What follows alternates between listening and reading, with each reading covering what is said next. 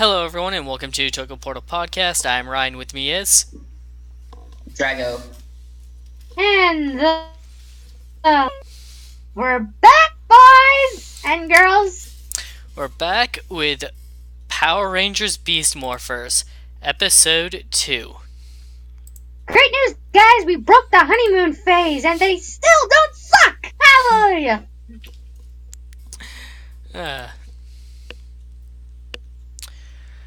So, Blaze and, sorry, what's the girl's name? Zoe. No, that's No, Power Ranger. that's the Yellow Ranger. Oh, Roxy. okay, Roxy. Roxy, thank you. So Blaze and Zoe, jeez, Blaze and Roxy. Okay, the dual Yellow Rangers is gonna take getting used to. I tried really hard not to call her Zoe, too. Blaze and Roxy are in comas. And their evil, avatar versions of themselves have been banished to another dimension by, Nate. They find themselves in some kind of, computerized world, where they run into,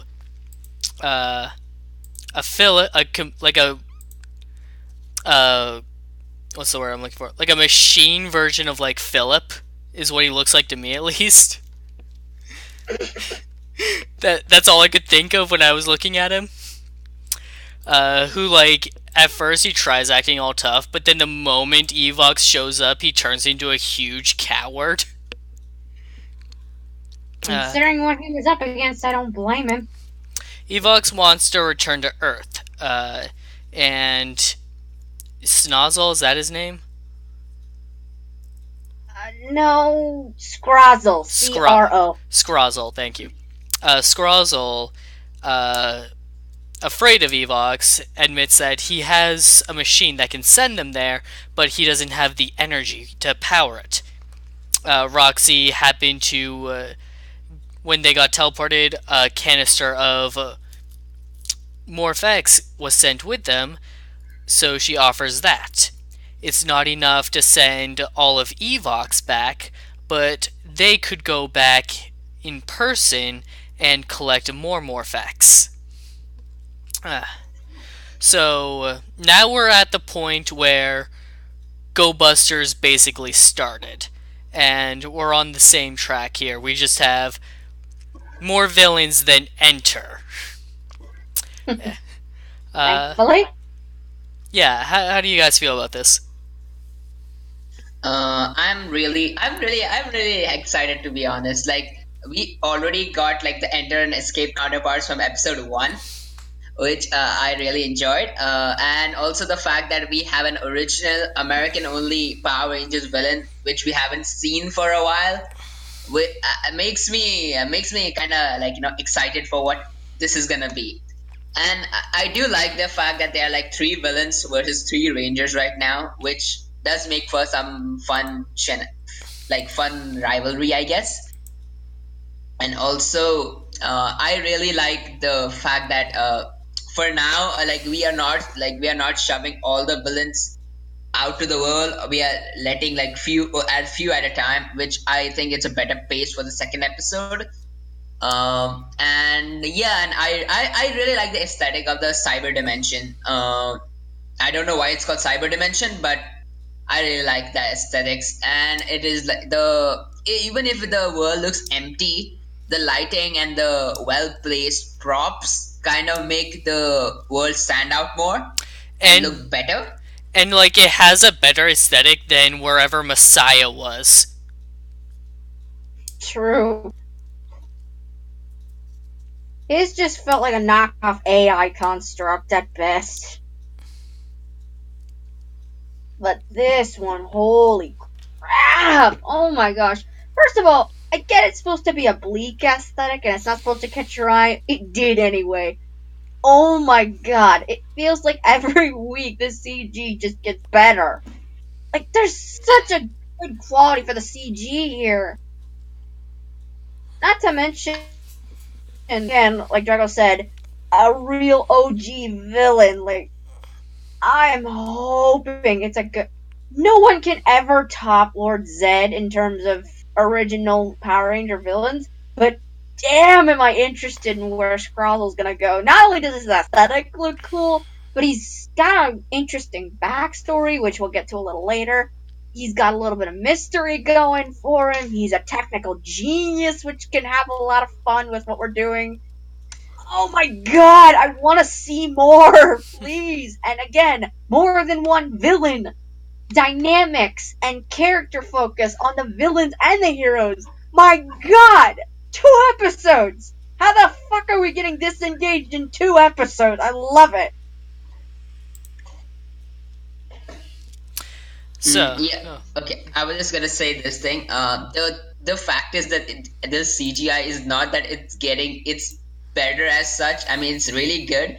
But the fact that they used one of the most they even in with cheap what do you call it, like they use a cost effective way to make it look better than using a lot of CGI at the same time. Fair enough. That's what I was gonna say. Yeah. uh, so the Rangers exit the battle simulator. What's our red Devin? Devin really enjoyed himself. It's like the best video game he ever played. And Nate takes that compliment very well because he built it. Uh, Commander calls them for a meeting, to which Ravi suspects that he is going to be announced as the leader, as he has the most experience out of the three of them in terms of combat training for being a ranger. However, Zoe feels pretty confident she would make a good leader as well. Uh, they get to the meeting room where they are introduced to their robot companions, Jax, Smash, and Cruz. Uh, and the personalities of them are very reminiscent of their personalities in Go Busters, which I really like.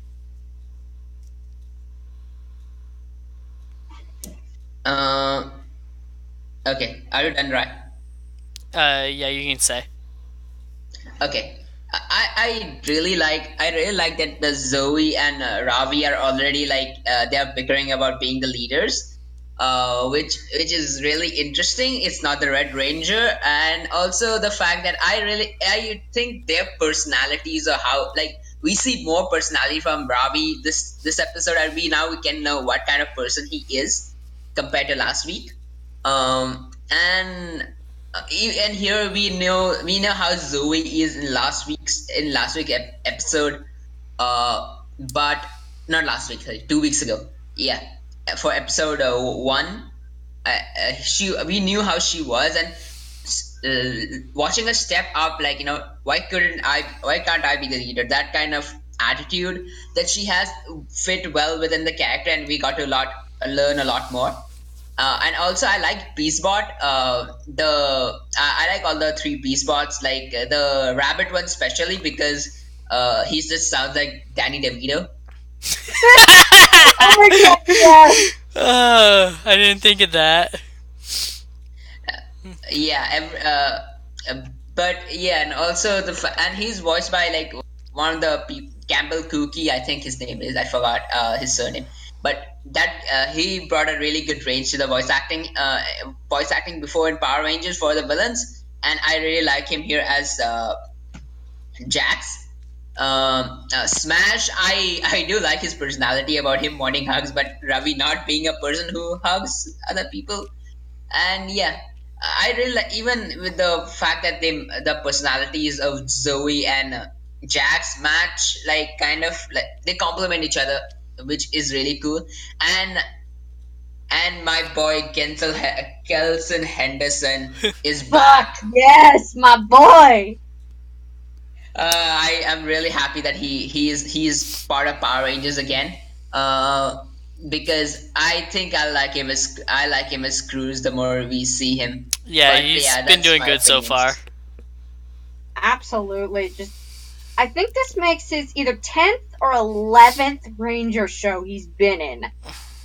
And I believe we were discussing this a couple weeks back, but I can't remember. Drago, was it you that said about the number count thing? Uh, Uh, what for number for counting? clarification, we talked about how if Kelson Henderson appears in 65 more Oh episodes, yeah. he'll officially pass most number of episodes featured in then Jason David Frank, otherwise known as Tommy the Green Frickin' Ranger. Or Tommy the That's White Ranger, or Tommy the insane! Red Ranger, or Tommy the Red Ranger, or Tommy the Black Ranger. Point Yeah. is, 65 more and he passes him, so I am always happy to see him, and let's face it, after Mick, I'm glad he's in a good show this time. And okay, for one thing, I was wrong last week. I'm glad Devin didn't get his ass handed to him in the simulator. I'm glad he had fun. The leader thing, okay, I was honestly worried about this because, I mean, we've all seen this dynamic before, and it's a reasonable one to play off of, especially with Power Rangers, but I am so happy with the way how they did it. They didn't make it an alpha male competition. They let Zoe be the one to contest with Ravi. Let the girl have a chance to fight for the leader spot, too. There wasn't Thank even you, there, Hasbro. there wasn't even anything gender related about it either. They didn't. Yeah, exactly. That's the best part. They didn't even touch on it. It's like, why can't she be the leader? She's got just as much guts as he does. And the B spots. Oh my god. Again, I can't gush enough about Kelson Henderson. Jax, I adore. I love his New York cab accent. Tiny boy, big attitude.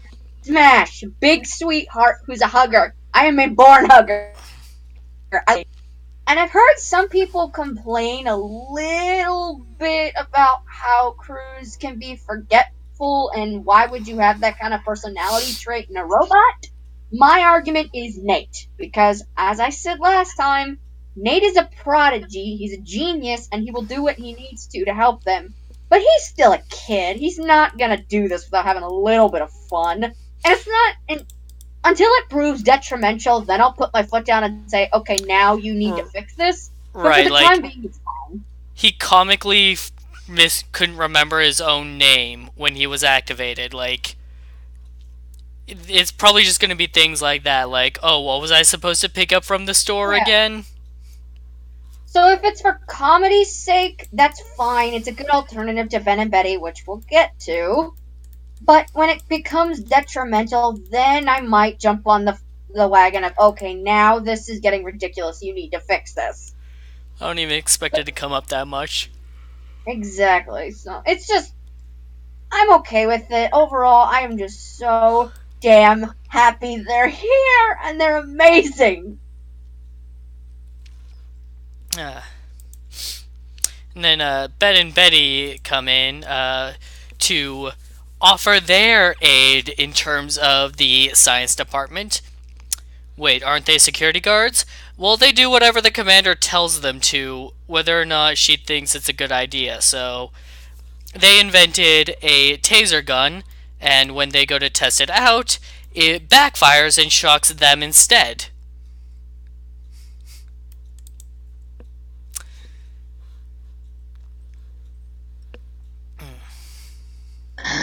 Okay, I'm okay with this thing because with how it pays off later.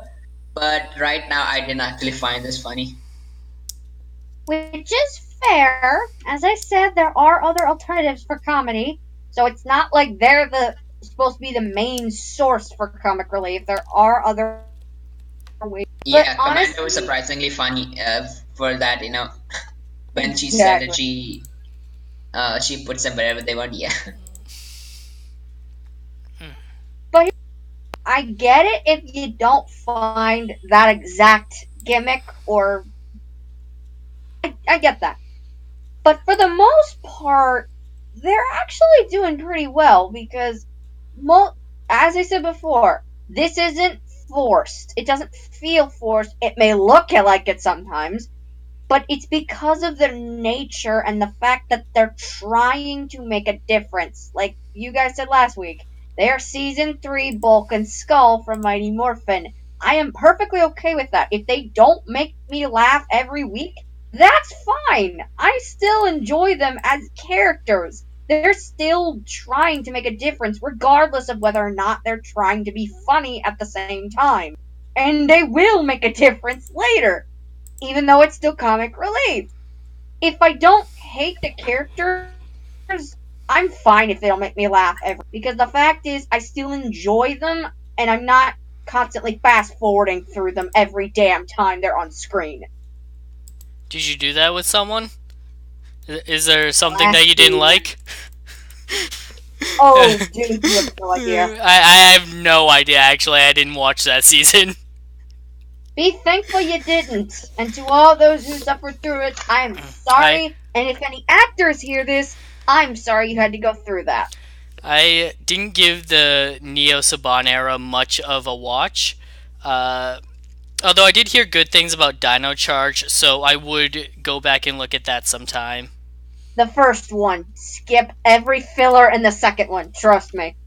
Alright, cut down on the second. Got it. Uh, so back in the cyber dimension, or whatever it's called, Scrozzle is foreshadowing some sort of entity named Vargoyle.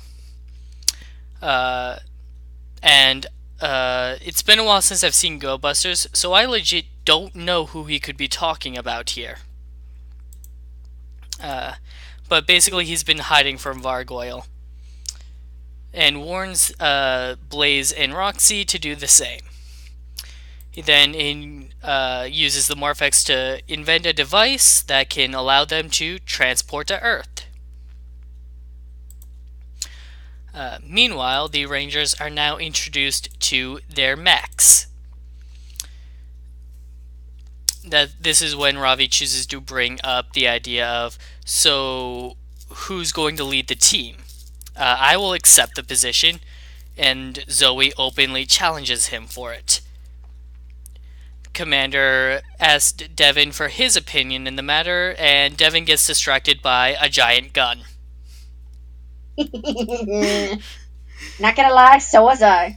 Yeah, honestly, Devin's kind of being level-headed about this. Like, he hasn't experienced any of this stuff before, so he's like a kid walking into a Toys R Us for the first time.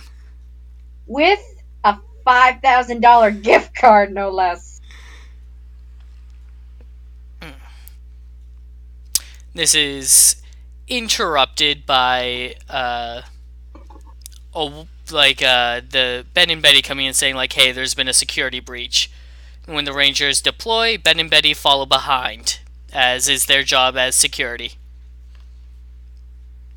Go ahead, Drago. What I was gonna say is that the fact that he was distracted by the gun, which is not even available in America yet, unless you go to that one shop in LA. You think we care? Yeah.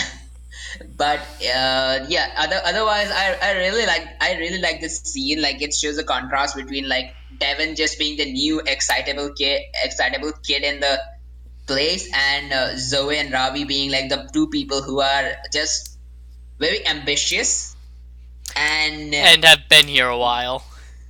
yeah, so they have been there for a while. Even and what comes later, I think we can just talk about the rivalry thing later on, because it's more showcased in the battlefield. Oh, I forgot But about I also how. Sorry, go on. Okay. I was just gonna say, I also like how they, like, when they're showing the swords, like, we see it, like, how much it scales between the Rangers and the sword, and the sense of the fact that swords are very grandiose in nature. That thing I really liked. Oh, yeah, yeah.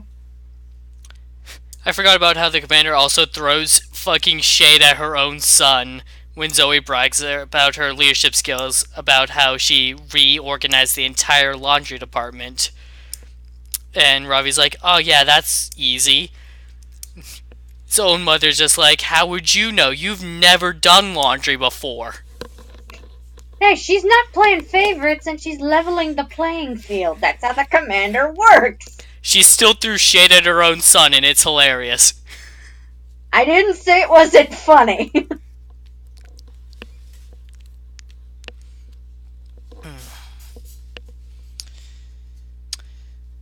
Did you have anything to say on the mechs?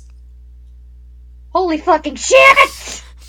Oh, okay. This is so cool! We have mech base again! I love it! Wait, we have. Oh, mech base? Is that what you said? Yes! We never have cockpits for the mechs anymore. Okay, sorry, not cockpits, mech bays. We never have Right, those loading anymore. bays. Yeah. Those are fucking cool! They add scale to the show. They give it a sense of like this isn't just big fancy toy robot for ad. This feels like the mechs are their chariots to ride into battle. Thank you, Japanime and Orange Ranger, for that analogy. That is so fucking cool that we have this again. It's a small detail, but in the long run, my god, does it pay off. So, outside, Blaze and Scrozzle are robbing a supply truck of Morphex. Zoe, actively trying to be the leader, takes the initiative and approaches them first, kind of blowing any element of surprise they had, though. Blaze transforms into Darkbuster and summons the grunts of the show. And we proceed with way more like you original footage of them fighting out of suit than I would have guessed we'd be getting. Like we even get unique footage of Blaze fighting in his suit, and I'm just really impressed at the level of effort that they're putting into this. Not to mention being opened under a can of whoop ass! Sorry. It's like, yeah, we got a lot of this during the Disney era, but Saban just bought the rights to the show. Or Hasbro just bought the rights to the show. It's like, and they're still putting out the money for this? Wow, good on them. Yeah, and also I really like the fact that when Blaze was gonna fight Devin, he just he just throws his sword away and then starts trying to fight him using karate, which is super funny. How about another And still karate with lesson? yeah, it really shows he's an asshole even in the suit, and like whether he's as an avatar or as a person, which I really did like, and also the fact that what do you call it?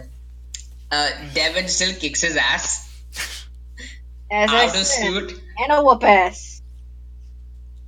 Oh my! Like I really like that, and I also like the fact that Zoe and Ravi they keep their choreography that they did in the first episode, because in at least in Neo Saban and even in some of the Disney seasons, the one thing I have not liked is that they don't keep the fighting styles consistent. The Here you Palace see explosions didn't help, let's be honest here. The what didn't help? yeah, but Palace uh, explosions. don't blame Kalish for that. Blame I'm Koichi not. I'm just Sakamoto. saying they didn't help. Yeah. Okay. But I really did like the action they did do here because the fighting style was consistent, and also the fact that everything here we saw was original footage.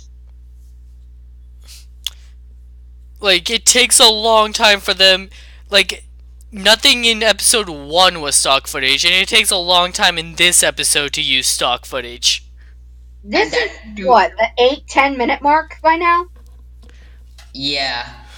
Holy And that's when the opening starts. Oh, yeah, Oh, that as well. Like, screw 1 minute, like, openings.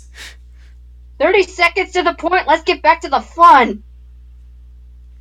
Yeah, and also I also did like the fact that the only Sentai footage we see is when they go to the Megazord.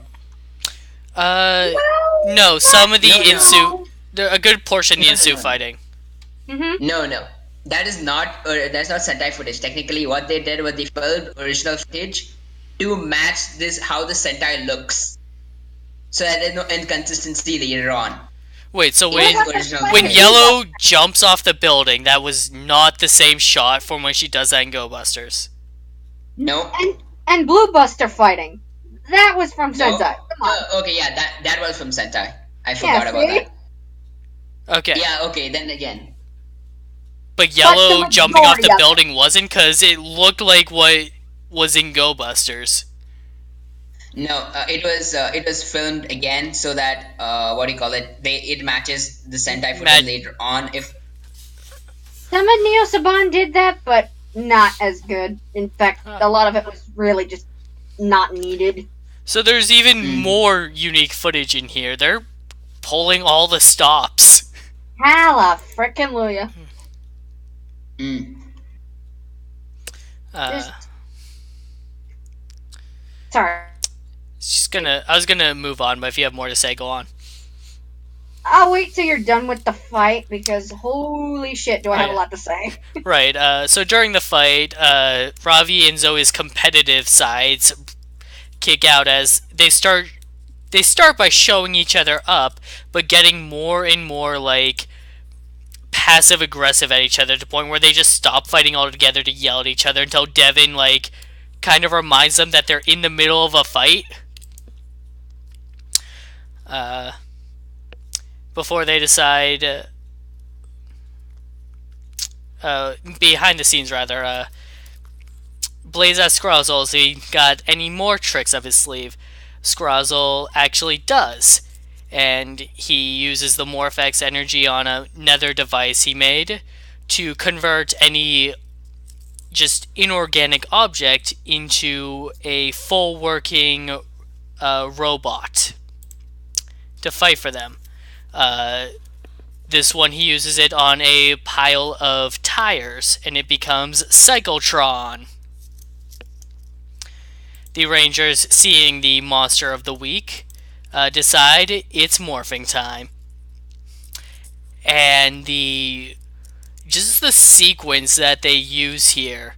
Like, first off, it's in scene, like Go Busters, where there's no cut to green screen background. And the effects are actually really good. I also really like the fact that when I forgot to mention this, but the villain also has his own morphing sequence. Yeah, shorter, but still pretty freaking badass. Yeah, and also I like this morphing sequence as well, especially the touch where like the glasses spin to create a tornado and then slam into the face. Yes! Oh my god. I really like that. I'm so happy that we see the faces of the ranger behind the visor, which I am always a fan of. Like how I liked how they did that in Ninja Storm. And it's one of my favorite tropes in Power Rangers, like the openable visors or like cracked helmets and stuff. Makes it feel more real, like they're the ones under the suits, not the stunt Oh doubles. man, the finale of Lost Galaxy when Leo's helmet is cracked in half off. Don't forget Lightspeed. Lightspeed did it. Helmet got shafted and nearly died. Not saying how, that's a spoiler. Go watch Lightspeed Rescue, people. It's actually a pretty good one. Underrated, but very, very good.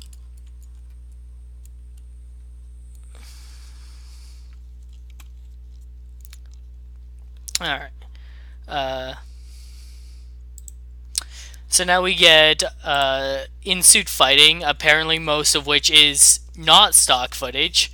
They did a really good job, though, with the truck looking like the one from Go Busters, so that if any of those shots were stock footage, it would still be the same truck.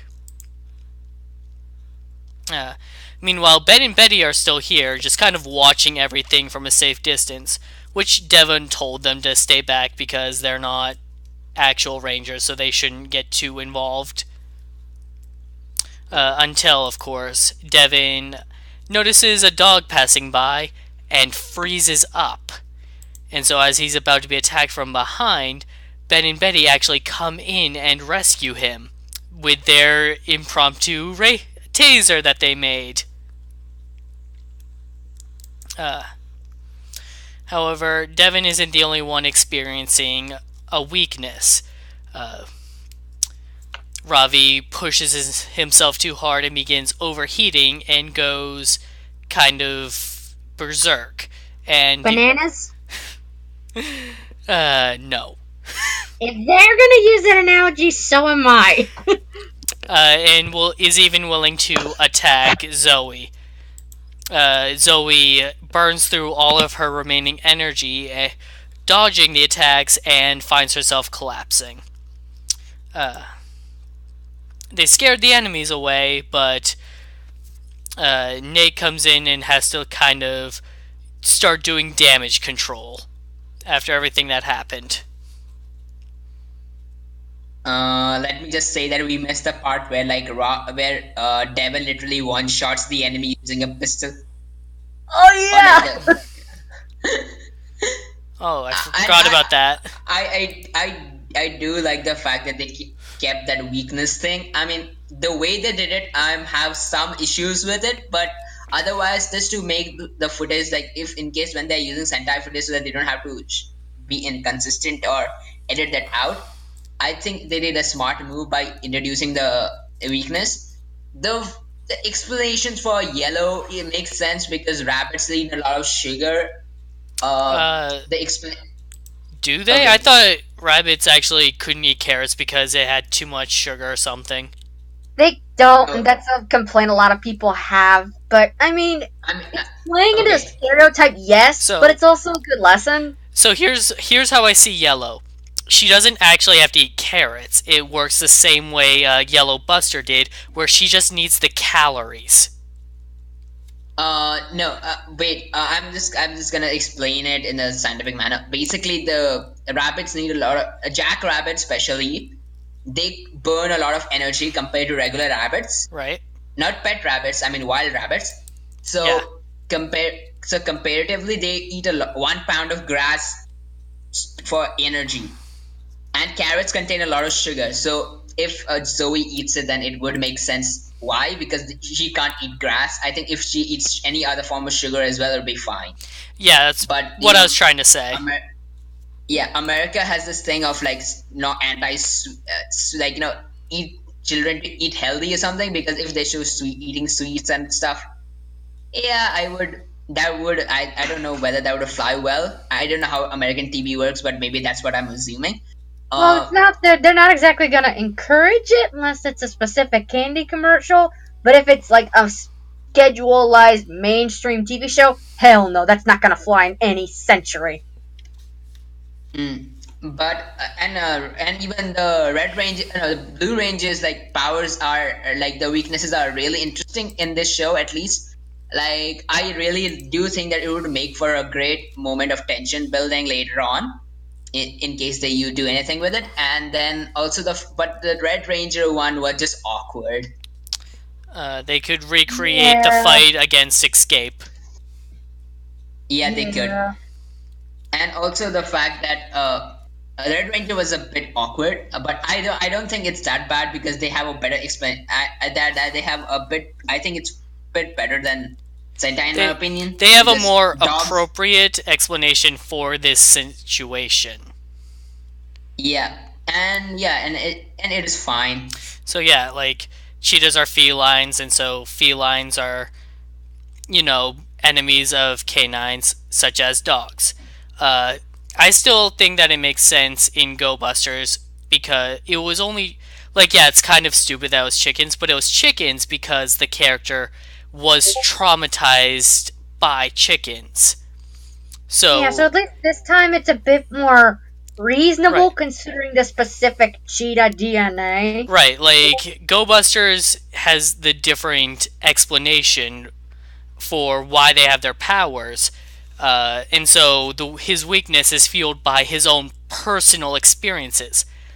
Whereas here, they were infused with animal DNA, and this what comes along with it, which is they're for Devon natural instinct, and these weaknesses weren't even natural intended. Nate explains that Evox probably enhanced them when they got the powers in the first place to try and Oh, weaken we'll get them. to that. We'll get to Yeah, that.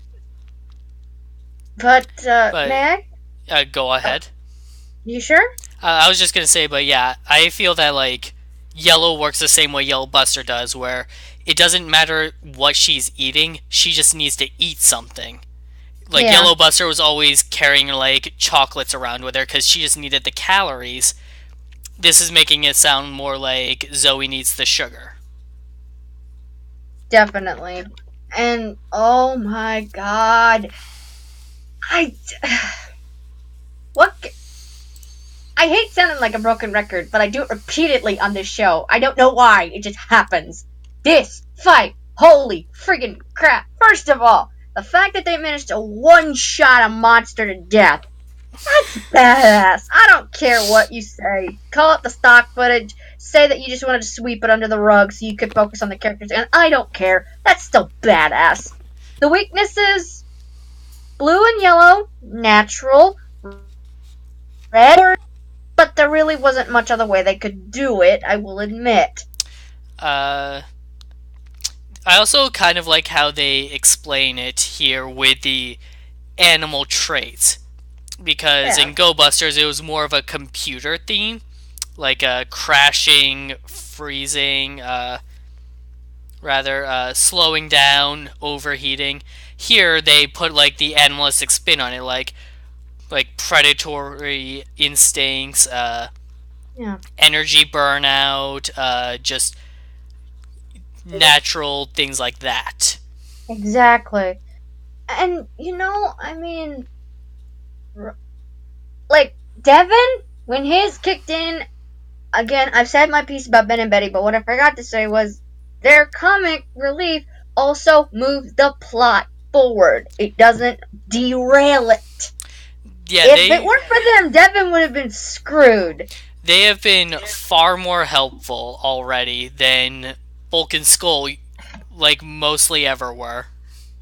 And Zoe, she's always at the risk of demorphing if she has energy burnout. Ravi, holy freaking crap, he went for blood. That Will was awesome. Ravi And just will the fact that, turn on his allies. yeah, the fact that all of their, teasing back and forth turned to aggressiveness, and then suddenly that instantly gets ramped up to, I want to kill you now because you're pissing me off. That really shows a spike in, like, okay, this is a problem. Like, same as Zoe, same as Devin, this is a problem. We cannot put the risk above the we cannot put the risk below the reward. We need to be careful here. You feel that in the sense of steaming off of his muscles. Girls, don't take that the wrong way, please. You just see him raging. He's missing shots in a rage. He's just and you literally have to see Smash grab the dude in a hug just to keep him from trying to strangle Devin. And okay, I was just gonna say that he wasn't missing shots because of rage. He was missing shots on purpose to just torture the enemy. Oh, At least that's what really? it looked like. It, yeah, Huh. Didn't even think of that. Nice. But yeah, because this was he shot amazing. Zoe properly. Okay, Sorry. it's fine. I'm sorry. Uh, okay, he shot Zoe properly. That's the reason why I think that he was missing shots on purpose. Fair enough, fair enough. And that last one when he And jumps in with the bullet to save the day for all three of them. That was so cool. yeah, and I also really like the fact that Ben and Betty, yes, they are actually, I really like them in this show because Betty, like, we see how Betty is brave, and Ben also helps them out, and then I do like their characterization in especially in this scene, and I like the fact that the electric taser thing in the first scene was set up to do this, which made them better like characters in general in my eyes. And I really hope like they at least I really hope that this trend continues, that Ben and Betty being helpful and just bumbling around sometimes. which would make for a better comedy than what we had in the for with the comedy duos for the past 25 years of Power Rangers, to be honest. Sans Bulk and Skull, of course. Now, I would say that they have the potential to be better than Bulk and Skull because Bulk and Skull were struggling for like I don't know after like I think they got better over time. Like they are Ben and Betty are good now Fair, immediately. Well, Skull fair, had a lot but of ups and downs. very Yeah, true. How about this compromise? It's 2 episodes in. Let's give them till the end of their season and see where we're at. Fair? yeah, I know. Yeah, that's what I'm saying that that should be the case because I can't judge their character from these two from the first 2 episodes completely, but it's promising. That's just what I'm gonna say. Fair enough. And yeah, and this was a really good episode, a good part of the episode. And I also, did you guys reach the fact that you guys the talk between Devin and Zoe and Ravi in the command center? Almost. Yeah, we're Okay. getting that. Uh, so back in the cyber dimension, uh, they didn't grab enough Morphex to transport Evox back, but they did grab enough to transport one of Scrozzle's big robots back. Uh, and with the ability to change into a different form. Uh, so he sends out an alpha robot, one that he has a big supply of. Uh, and it turns into the same, like, cycler roid whatever that they fought. Meanwhile, at the center, Nate goes through figuring out the different weaknesses. Meanwhile, Devin gives a bit of a speech to Ravi and Zoe about how they weren't really working as a team, and says that Ben and Betty were better teammates than they were in that fight. And Zoe and Ravi kind of realize their faults. Devin heads out on his own to back to the scene to try and figure out why he froze up when he saw the dog, because before Nate technically figures it out.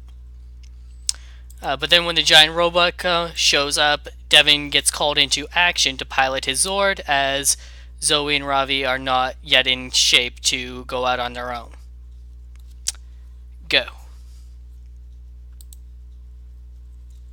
Uh, okay. I was gonna say, holy shit! Like I really like the morphing sequence, like when Devin backflips and he morphs and he lands on the bike.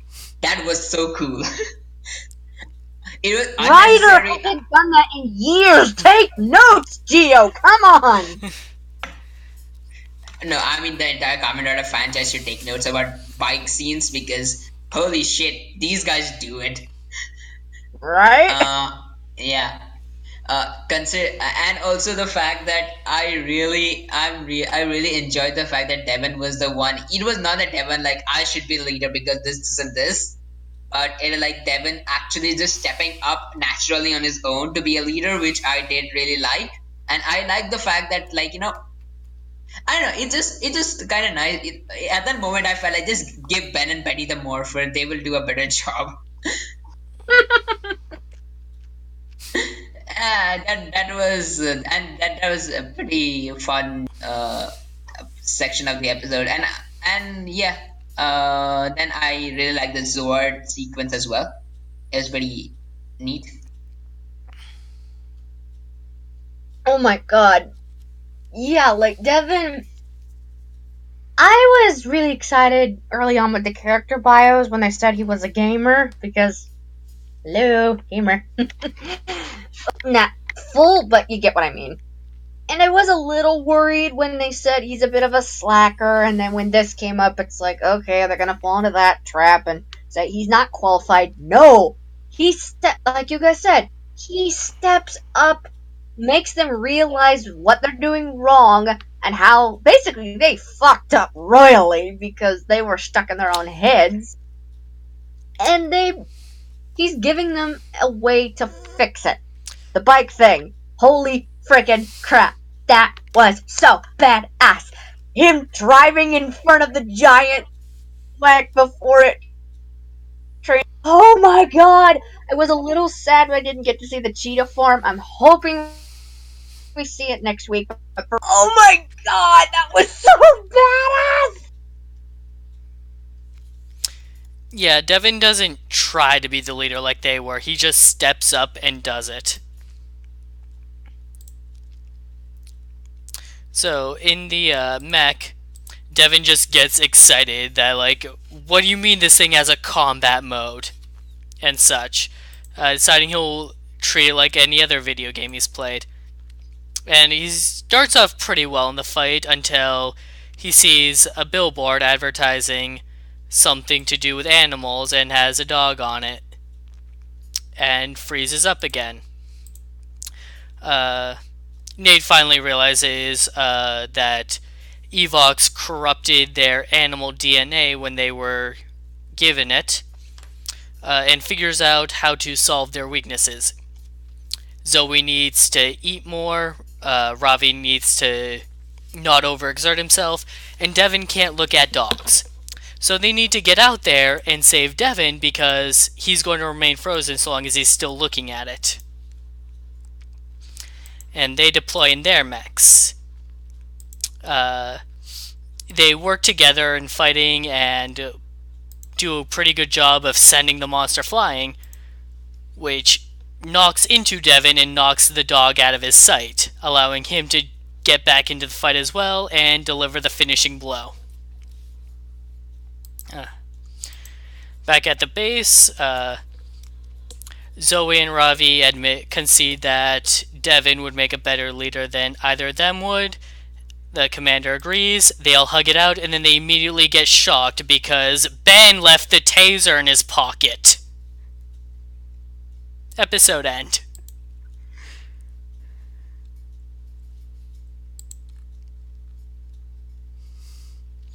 Okay, sorry about the pause. It was such a good, good section of the fight because I really like the Zoe fight in Busters, and I like the fact that Zoe gets to use the rabbit mode in the. I don't know, the rabbit mode of this one reminded me of the CGI they use for rabbit, the rabbit mech in build for some reason. I don't know, but yeah, I really like that the that Ravi and Zoe they reconcile in in the Zord, and also that you know how it is funny that both uh, Devin just not doesn't have to look at a dog, and Zoe needs to eat, but Ravi doesn't have an immediate solution unless he does the ice bucket challenge. There's a shot in Go Busters of his robot companion just dropping like a half a dozen bags of ice on him to cool him off, and I hope that they use that here at some point. Yeah, because I also really like the fact that they haven't formed Megazord and it's episode 2. By now they would have gotten if it is the US Bond season, they would have gotten the next power up already. I mean, unless it's Dino Charge, but Dino Charge was a good season. But yeah, I really did like this entire episode, and I like the comedy singer at the end. I found it pretty charming and funny, and I like that, like when Devon gets pronounced the leader, Devon immediately thanks Ben and Betty because they saved him. And yeah, I do like the fact that it was not a commander, it was not anyone else. It was just that it was the team deciding their own leader, which I loved in this episode, and I think it just speaks volumes for the characters of this season. Absolutely. They understand and recognize their faults and let others take the lead when necessary. I think that shows a lot of promise and traps that Power Rangers has had in recent years and even past years, like Disney and early Saban. Like the idea of the one-stop shop. Basically, what I mean is they have a problem or a flaw, they have to face it. Problem, they win the day, and by the next episode, it's almost completely forgotten. But with overarching storylines like this one is shaping up to be, you can see that that's probably not going to be the case because I mean, there are a couple instances in the future where they could still butt him, but it's not something that's just going to be swept under the rug for one episode for the rest of the damn series and you completely forget about it. So I love that they're not going to just keep doing one stop shops. They're going to think about the future and see what they can play with now so that it makes a difference later on as much as it does here. I get that's a little winded to say I really liked how they did it, but that's just how I do it. I was glad they didn't do the Megazord this time too. I mean, who knows? We might not get it till the fifth episode. I am perfectly okay with that if that's the case. The cockpit. We have the cockpits back. No more freaking stand-in Xbox Live freaking. I hated that thing growing up. I'm so glad that that's not a thing anymore. We can use the cockpits from the show. The Zord fight was so much fun and energetic, and the reconciliation was cool too. The ending stinger, where Devin's just. Yeah, the comedy was funny, but also the fact that Devin was shocked that they let him. And I also like the idea of not just the team supporting. Sorry about my dog. Not just the team saying they want to pick their leader, and they do, but they're giving Devin their blessing. It's not the case of, the Blue Ranger doesn't approve of the Red Ranger being leader and they butt heads because of it. It's not something either of them can deal with. No, they both give their blessing to him being the leader. Thank God. We are all on board with the idea. We're not all butting heads just for the sake of it. I love this so fucking much. Whew, I can agree with all that. I can't just wait for the next episode today. Most Sorry, of it. tomorrow. I don't. I don't have as big a distaste for the standing cockpits as you do, but it is nice to see the more realistic ones where they're sitting in a chair with a control panel, as opposed to. Okay, it's not so much the standing thing; it's that they have to have another form on top of it. Sent. Like, it's still better than Dino Charge or Kyoryuger's, where they're the more they have in there, they're just the more Rangers they have standing in a perfectly straight line, and it's like, how is this even big enough for all of you to stand in?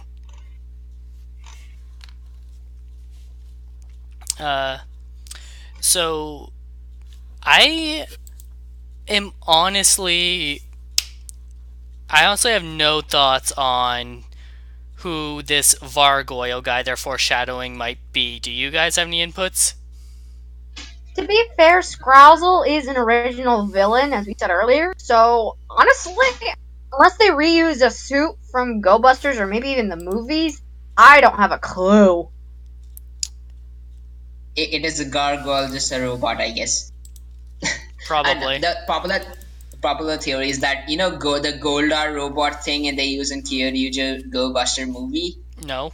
Ooh, you think they might bring that back? Yeah, people are assuming that they might get him because he looks like what would Vargoyle be. Like how That'd did be it Snide? badass. Did it like how they did Snide in Dino Charge? Oh yeah. Yeah, that could be the case. And I think one complaint I have about the Beast Morphers as a whole is that Blaze, Crossel, and Roxy are the main villain material compared to Evox himself. I think he just seems like a plot device rather than a villain in general for me. Fair, we've had that in the past too. Like in all the gens were mainly the focus, and Ben Shira showed up halfway through the show.